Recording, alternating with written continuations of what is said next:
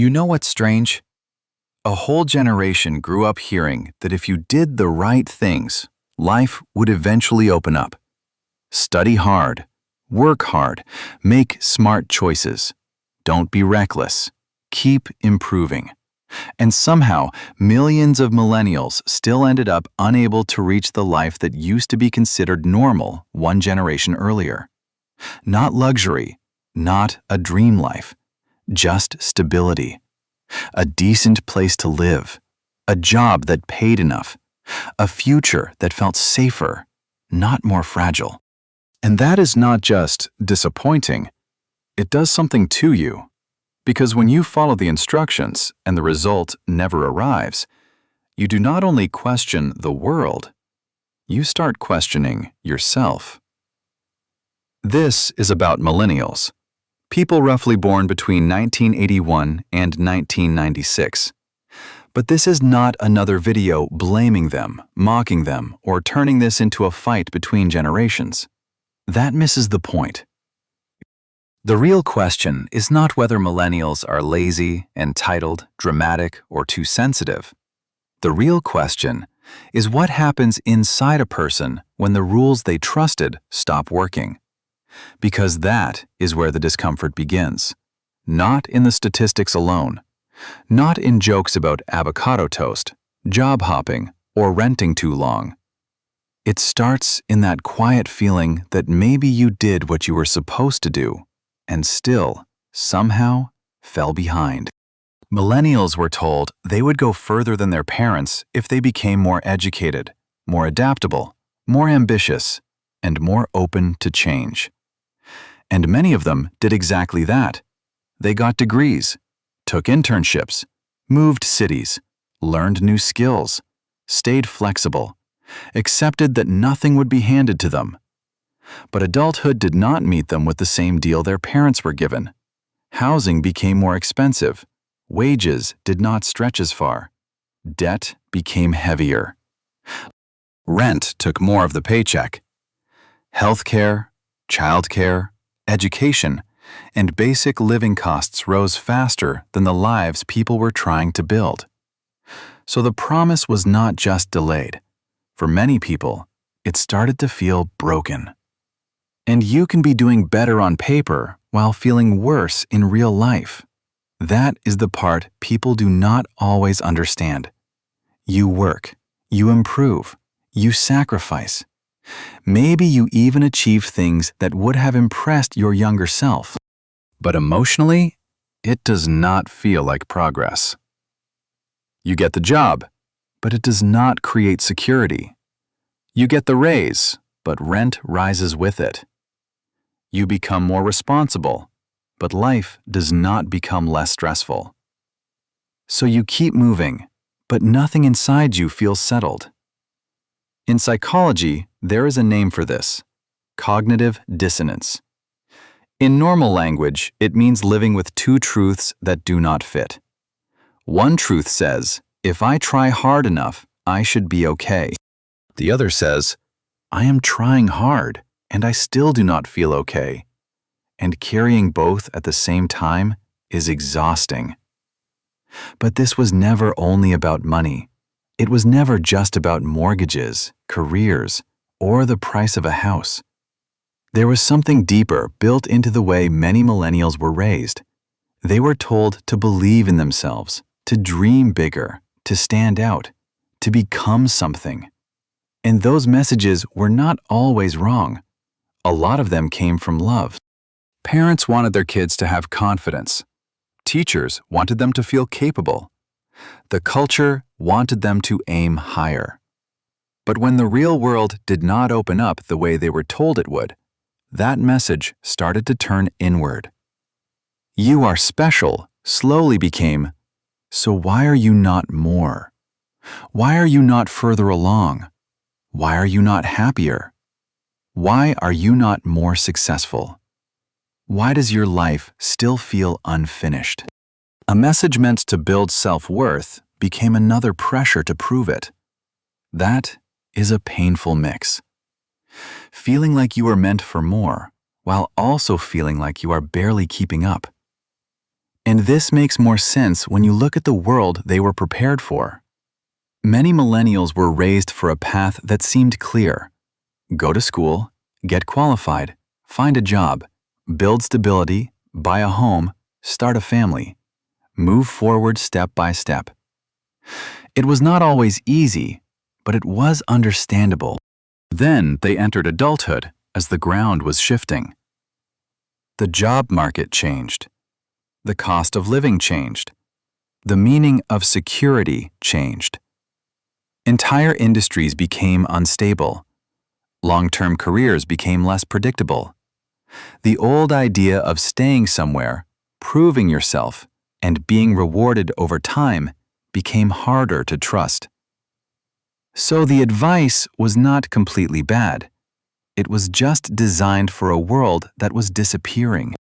Imagine studying a map for years, then stepping outside and realizing the roads have been moved. That is what it felt like for a lot of people, and while all of this was happening, something else arrived at exactly the wrong time. Social media. Millennials were not born fully inside it the way younger generations were, but they built their adult identity right as social media became the place where identity was displayed. They learned how to be adults while also learning how to present being adults. And that changed everything.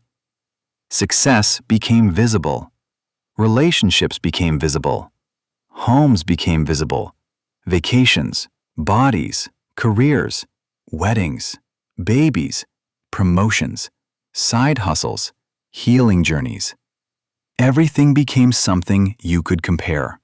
Not once in a while, every day, quietly, constantly. Your life became something you measured against everyone else's highlight reel. And even when you know it is not real, your nervous system still reacts to it. You see someone your age buying a house, someone else having a second child, someone else traveling, someone else launching a business, someone else looking calm, fit, loved, successful, and somehow ahead.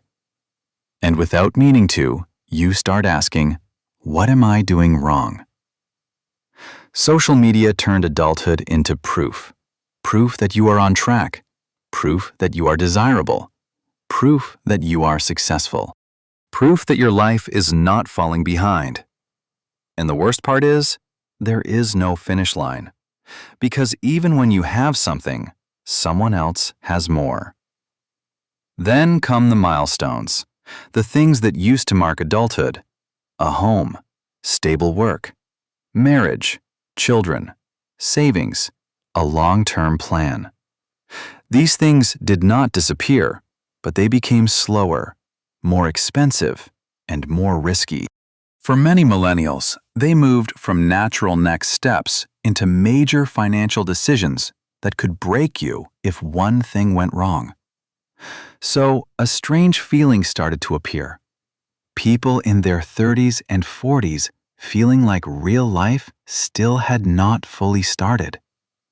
Not because they were immature, not because they did not want responsibility, but because the usual signs of arrival kept moving further away.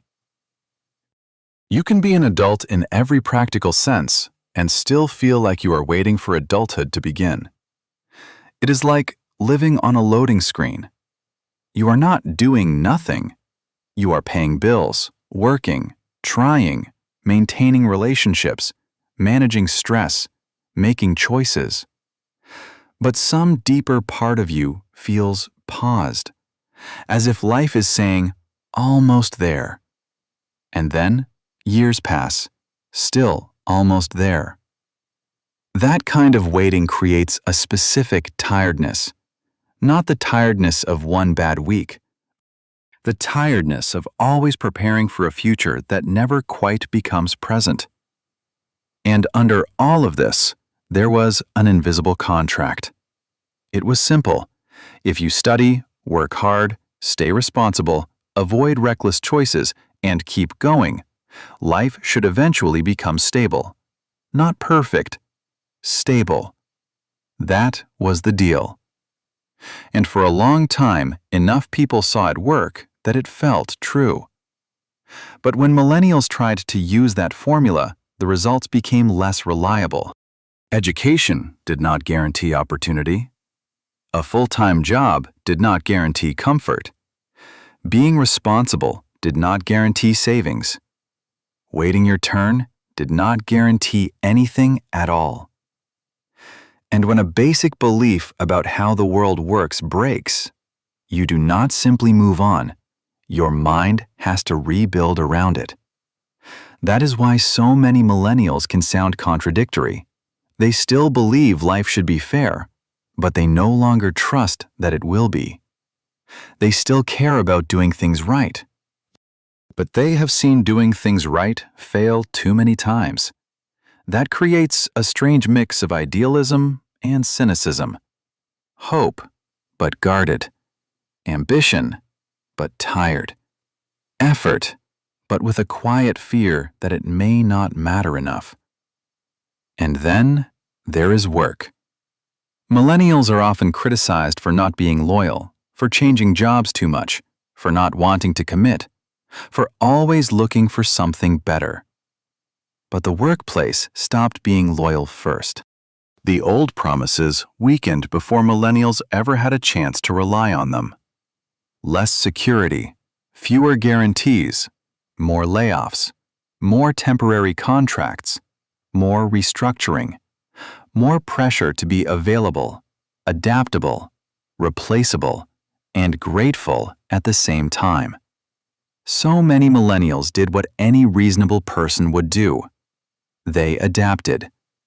If a company can change direction overnight, people learn not to build their whole life around one employer. If loyalty is not rewarded, mobility starts to look like survival. If stability is no longer offered, you stop pretending it is waiting for you at the end of the hallway. That is not a character flaw. It is a response to the environment. And still, there is another side people do not mention enough. Millennials are not just tired. They are also highly educated, deeply connected, more diverse, and more willing to question systems than many generations before them. They grew up as the internet became normal, and that changed how they saw the world. They could see more perspectives, more inequality, more contradictions, more ways life did not work the same for everyone. And once you see those things, it is hard to unsee them. They also helped change the way people talk about mental health, anxiety, depression, therapy, boundaries, burnout, family wounds, work stress.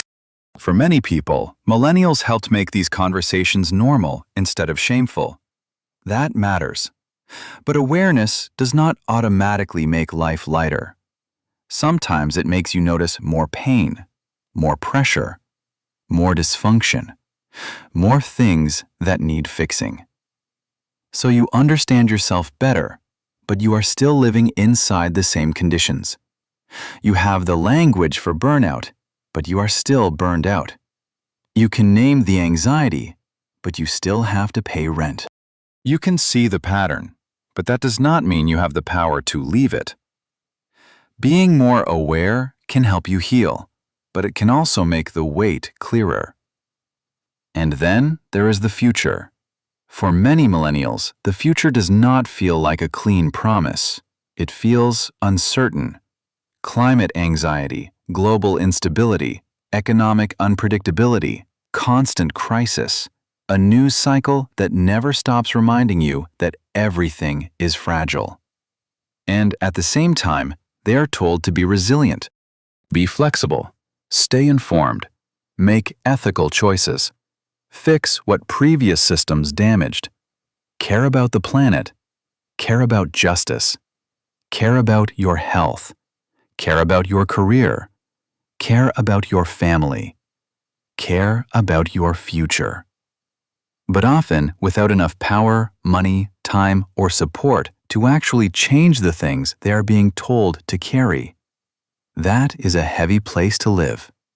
Responsibility without power wears people down. So when you put it all together, the picture becomes clearer. High expectations, an unstable reality, constant comparison, delayed milestones, broken workplace loyalty, too much awareness, an uncertain future. The question is not why millennials feel tired. The question is how they were supposed to feel anything else. Millennials are not simply failing.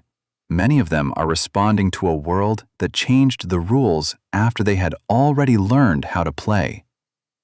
They are trying to build a life with a map that no longer matches the territory. And if you have been moving for years, doing your best, and still feeling like nothing fully fits, that does not mean you are lost. It may mean the road changed underneath you.